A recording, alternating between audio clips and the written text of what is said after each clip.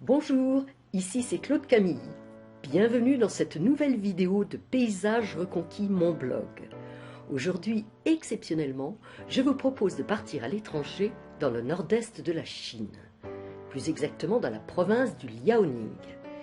Il y a là une zone humide extraordinaire qui borde le delta du fleuve Yaoé. Oui, vous voyez bien, cette couleur, ce n'est pas une hallucination. Voici la plage rouge de Panjin, en bordure de ce delta donc. Ici, pas de sable, mais une algue bien particulière, la suéda, qui pousse en avril sur des sols salins-alcalins.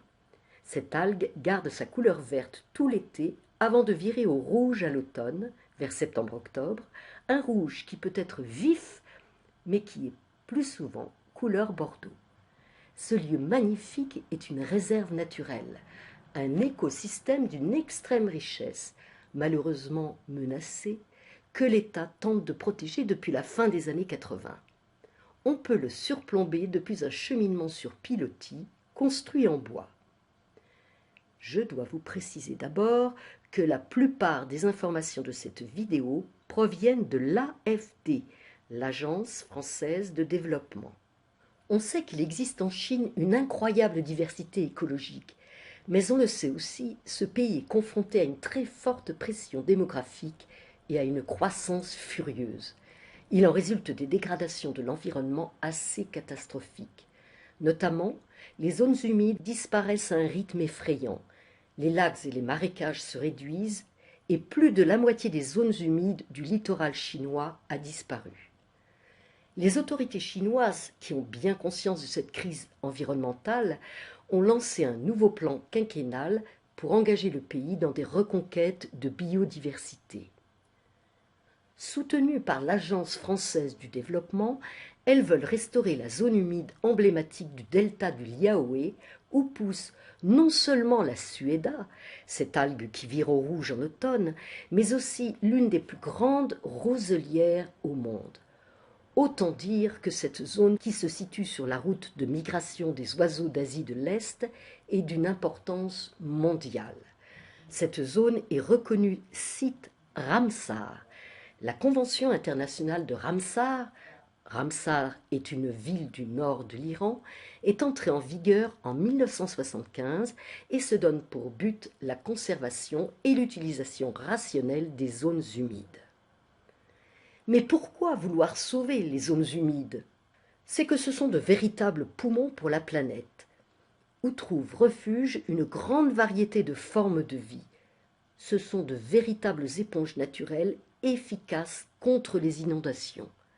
Par ailleurs, elles régulent le changement climatique en stockant le dioxyde de carbone. Les zones humides ont donc des fonctions hydrologiques, écologiques et biologiques. Que s'est-il donc passé pour qu'on veuille restaurer la zone humide du delta du Liaoé? Dans les années 1950, avec les roseaux, la population fabriquait de la pâte à papier. Pour répondre à cette économie locale, la zone humide a été totalement artificialisée. Ensuite, dans les années 1970, c'est l'industrie pétrolière qui a pollué l'eau et les sols. Les milieux naturels ont été fragmentés et les paysages se sont dégradés. Or, cette zone est le lieu de passage de plus de 250 espèces d'oiseaux, dont beaucoup sont emblématiques, comme la mouette de Saunders, la grue du Japon, l'un des plus grands oiseaux du monde qu'on appelle encore grue à couronne rouge, la grue de Sibérie et la sauvagine qui viennent nidifier ici, la cigogne blanche, la cigogne noire. Beaucoup d'espèces d'oiseaux sont menacées et certaines sont en voie d'extinction. C'est le cas de Phalaropus fulicarius et de Larus saundersi par exemple.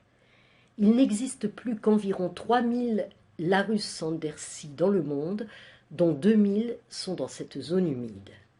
Il s'agit donc de rétablir les fonctions hydrologiques et écologiques du delta.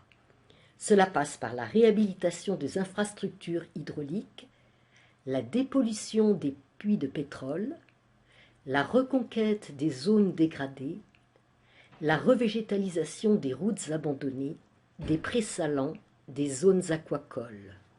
50 000 habitants vivent des activités liées à l'exploitation du roseau, de la pêche, de l'aquaculture et de l'écotourisme. Une meilleure valorisation des ressources naturelles, notamment de la roselière dont la productivité augmente, permet d'améliorer le niveau de vie de cette population locale. Population qui est mise à contribution car la gestion du territoire doit devenir l'affaire de tous. C'est pour cela que le programme de soutien de l'Agence française de développement inclut l'éducation à l'environnement et incite fortement à la concertation et au débat d'idées. Nous voilà donc en présence d'une belle reconquête esthétique et écologique, une reconquête de la biodiversité et des paysages. C'était Claude Camilly de Paysages Reconquis Mon Blog. À bientôt pour une prochaine vidéo.